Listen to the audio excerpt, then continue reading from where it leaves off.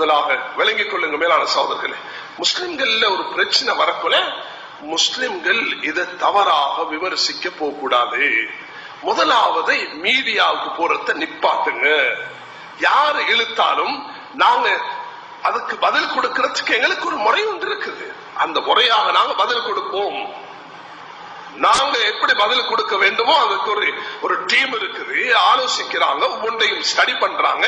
நீங்க எந்த அறிவும் இல்லாம மீடியாவுக்கு போயிட்டு உட்கார்ந்து அதை பேசுறது, டிஎன்எல்லுக்கு நாங்க வேண்டிக் கொண்டது எப்படி பொதுபல சேனைக்கு 2 ப்ரோக்ராம் நீங்க கொடுத்தீங்களோ அதே போல எங்களுக்கும் 2 ப்ரோக்ராம் தாங்க, தனிய தாங்க. அவங்களுக்கு தனிய கொடுத்தீங்க, எங்களுக்கும் தனிய தாங்க. அதை ஒப்புக்கொண்டு அதை மறுத்துட்டாங்க. கடிதம் 5 கடிதம் எழுதியிருக்கிறவங்க இருக்குது. இப்ப இதை நீங்க விளங்கணும். விளங்காமது பாருங்க ஜமீயத்துல்லா அப்படி இப்படி ஏன் உங்களோட ஆகிரத்தை போட்டு பாலாக்குறீங்க? உட நாவ அபூபக்கர் ரலியல்லாஹு அன்ஹு நாக்க பிடிச்சு இழுப்பாங்களாம். அப்படி சொன்ன அந்த நாவு தான் என்ன அழிவுல கொண்டு போறது. கனிமானவர்களே, அதுக்கு ஒரு தெளிவு வேணுமா? இருக்குது. வெள்ளிக்கிழமையிலிருந்து அது திங்கள் இருந்து வெள்ளி வரைக்கும், காலை இருந்து மாலை வரைக்கும் சேவையில் ஈடுபடக்கூடியவர்கள் உலமாக்கள் எல்லாரும் உங்களோட தான் இருக்கிறாங்க. அதனால தெளிவுகள் பெறுங்க. வீண் இந்த விளம்பரங்களுக்கு ஆளாகாதீங்க.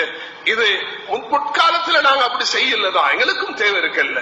இன்றைக்கு ஒவ்வொன்றையும் நீங்க பாத்தீங்கன்னா இதை எடுத்து படிச்சீங்க என்று சொன்னா எந்த அளவுக்கு இது தேவை என்பதை நீங்க உணர்வீங்க. நாங்க விரும்பினோம் இது எந்த காரணத்தை கொண்டு விட்டு கொடுக்க கூடாது என்று. ஆனா இப்ப ஒரு பயங்கரமான ஒரு சூழ்ச்சி நடந்து பௌத்தர்களுடைய உள்ளத்துல எங்களை பற்றி மிக தவறான எண்ணங்களை புகுத்திருக்கிறாங்க. இதனால இதை ஒட்டுட்டு ஓடுறதில்லை. முறையாக இதை அணுகணும். நாங்க ஹலால் சர்டிபிகேஷனை ஜமீயத்துல்லமா அப்படி விட்டுருவோம் ஸ்டேட்மெண்ட் கொடுக்கல. எங்களோட ஸ்டேட்மெண்ட்களை கொஞ்சம் நிதானமாக படிங்க.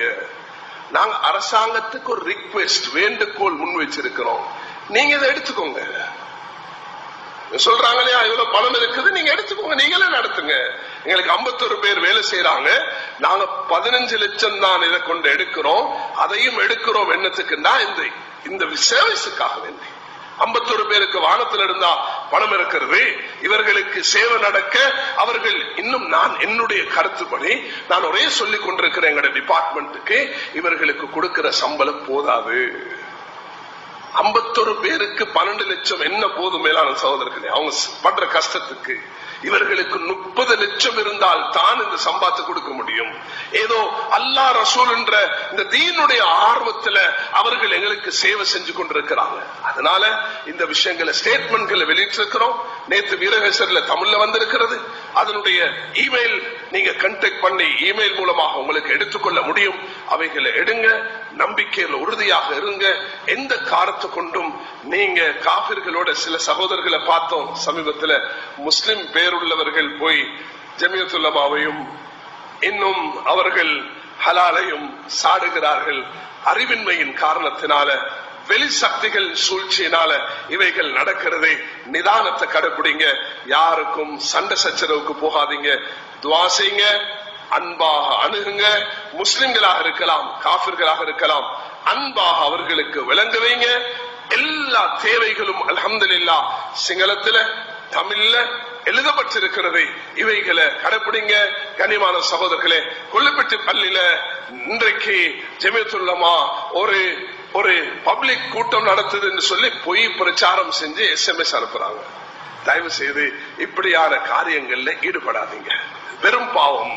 வீணான மக்களுக்கு வதந்திகளை பரப்புட்டு தேவையில்லாம ஒரு டென்ஷனை உருவாக்குறத அல்லாஹ்வுக்காக தவிர்த்து கொள்ளுங்க. அப்படி ஒரு கூட்டம் ஜமியத்துல்லமா பொதுமக்களுக்கு நடத்த இல்லை என்பதையும் நான் சொல்லிக் கொள்ள விரும்புகிறேன். ஒவ்வொருவரும் ஒற்றுமையை கடைபிடிங்க.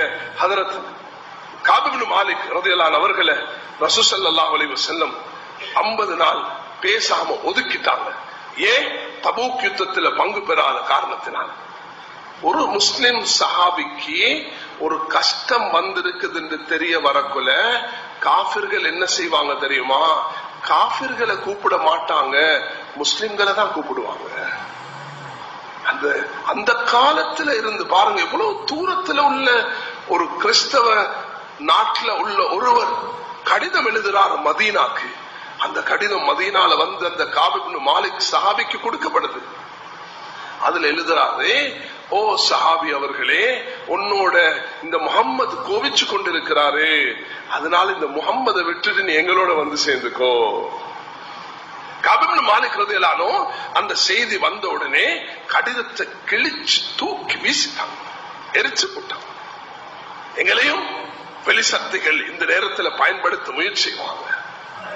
கண்ணியமான சகோதரர்களே, முஸ்லிம்களுடைய சாப்பாடு ஹலாலாக இருக்கணும் என்ற ஒரே காரணத்தினாலதான் ஜமியத்துல் உலமா இத ஃபத்வா சுனாமி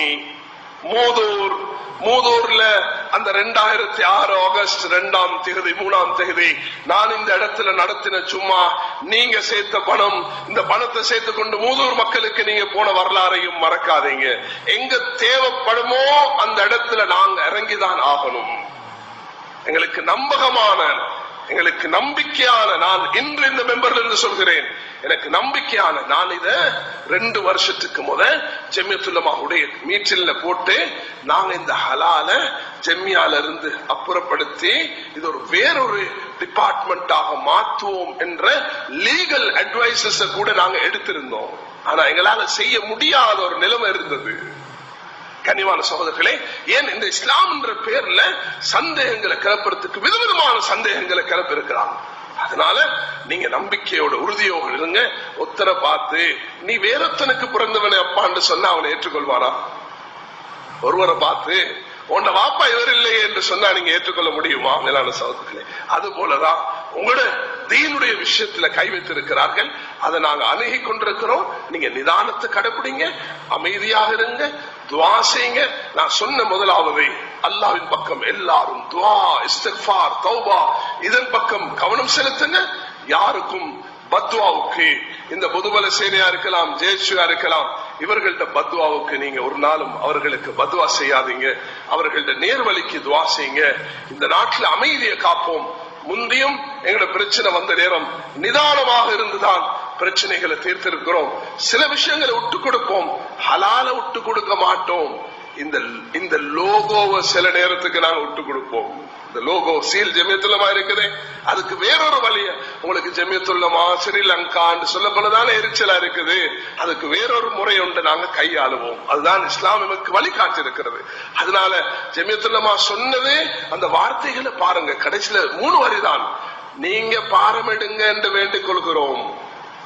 இதுக்கு எல்லாருக்கும் பொருத்தமான ஒரு அழகான மெக்கானிசம் உண்டு, உருவாக்குங்க என்றும் வேண்டிக் கொள்கிறோம். அதுக்கு பொருத்தமானதுதான் தாய்லாந்தும் சிங்கப்பூரும் என்றும் சொல்லி இருக்கிறோம். என்ன, இது ஒரு பௌத்த நாடு, அதுவும் ஒரு பௌத்த நாடு. அந்த பௌத்த நாட்டுடைய சிஸ்டம் தான் எங்கட சிஸ்டமாகவும் இருக்குது. நாங்க ஒன்றும் சவுதியில இருந்து பாகிஸ்தான்ல இருந்து கொண்டு வர இல்லை என்றதை அடிச்சு சொல்லி இருக்கிறோம். சவுதி பாகிஸ்தான் உள்ளது ஒன்று கொண்டு இங்க கொண்டு வர இல்ல, நாங்க கொண்டு இருக்கிறது தாய்லாந்துல ஆச்சரியமாக இருக்குது. 40 வருஷத்துக்கு முதலிலிருந்து இந்த ஹலால செஞ்சு கொண்டிருக்கிறாங்க. தாய்லாந்து அரசாங்கம் பிரைம் மினிஸ்டருக்கு கீழே ஒரு முஃப்தி ஒன்று நியமிச்சிருக்குது. அந்த முஃப்திக்கு கீழே வரக்கூடிய டிபார்ட்மெண்ட் ஒன்று இருக்குது. அந்த டிபார்ட்மெண்ட் தான் ஹலால செஞ்சு கொண்டிருக்கிறாங்க. சுப்ஹானல்லாஹ், சமீபத்தில் அக்டோபர் மாசத்துல ஒரு MOU புரிந்துணர்வு ஒப்பந்தம் ஒன்று நாங்க கைச்சாத்திட்டோம். அதுக்கு நான் இங்க இருந்து போயிருந்தேன். அல்ஹம்துலில்லாஹ், அந்த தாய்லாந்துல போயிட்டு பார்த்தா அங்க ஒரு யூனிவர்சிட்டி இருக்குது. அந்த யூனிவர்சிட்டியில ஒரு டிபார்ட்மெண்ட் இருக்குது தனி ஹலாலுக்கு. எங்களுக்கு ஒரு சகோதரர் சோப் உண்டு, என் மிக நெருங்கிய நண்பர். அவர் தன்னுடைய சோப்புக்கு ஹலால் சர்டிபிகேட் எடுக்க அவருக்கு 6 மாசம் போனது. அவர் எனக்கிட்ட அழுதார். நான் சொன்னேன், இந்த பாருங்க, இது ஏண்ட பகுதி அல்ல, எனக்கு ஃபத்வா மட்டும்தான் கொடுக்கலாம், அதுக்கு டிபார்ட்மெண்ட் இருக்குது. அவங்க என்ன செஞ்சாங்க, இந்த அவர் கொண்ட அந்த கெமிக்கல் எல்லாம் தாய்லாந்துக்கு அனுப்பி வச்சாங்க. இப்ப தாய்லாந்துக்கு நாங்களா தூக்கிட்டு போறது, அது கொரியர் பண்ணணும், அதுக்குள்ள செலவு இருக்குது. அது ஜமியத்துல் உலமா செய்யணுமா? நீங்களே செய்யுங்க. அங்க நாங்க அந்த புரிந்துணர்வு ஒப்பந்தத்தில் என்ன செஞ்சு வச்சிருக்கிறோம்னா, அவங்க 1 லட்சம் சார்ஜ் பண்றதாக இருந்தா ஜமியத்துல் உலமா சொன்னதுனால 50,000 ரூபாய் சார்ஜ் பண்ணுவாங்க. டெஸ்ட் பண்ணணும், அதுல என்ன இருக்குது, அதுல என்ன போடப்பட்டிருக்குது.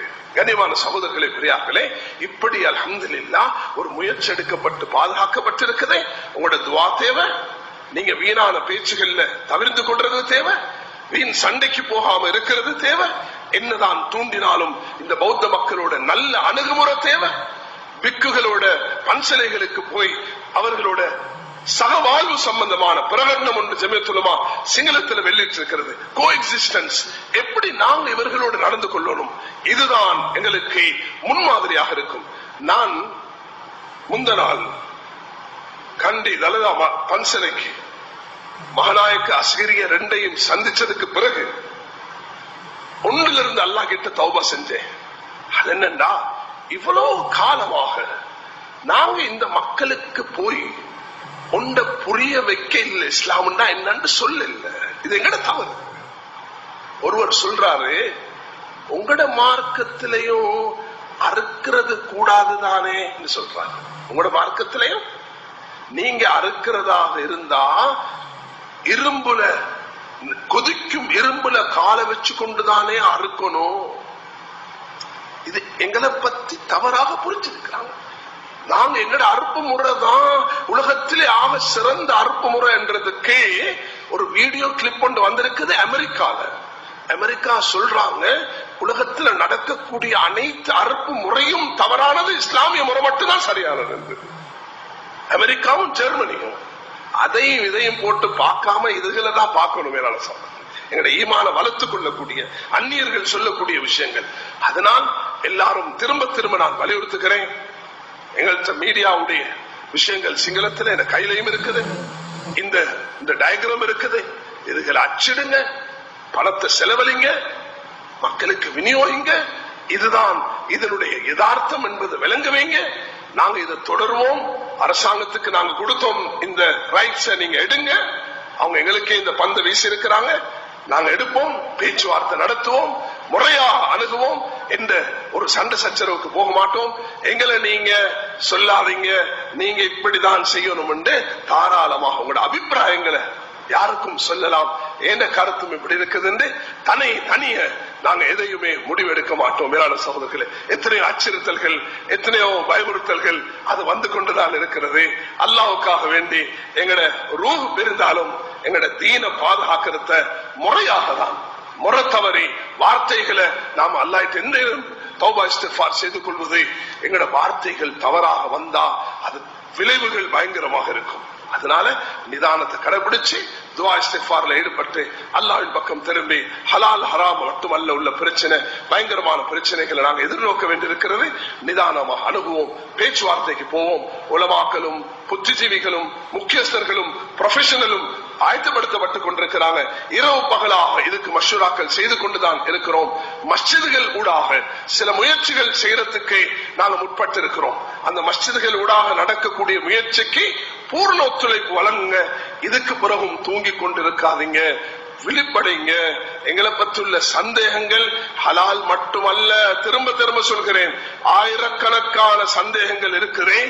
அந்த சந்தேகங்களை நிவர்த்தி செய்யறதுக்கு இங்க இருக்கக்கூடிய சபையில் இருக்கக்கூடியவர்கள் ஒவ்வொருவருக்கும் எத்தனையோ அறிமுகமான பௌத்த இந்து கிறிஸ்தவ சகோதரர்கள் இருக்கிறார்கள்.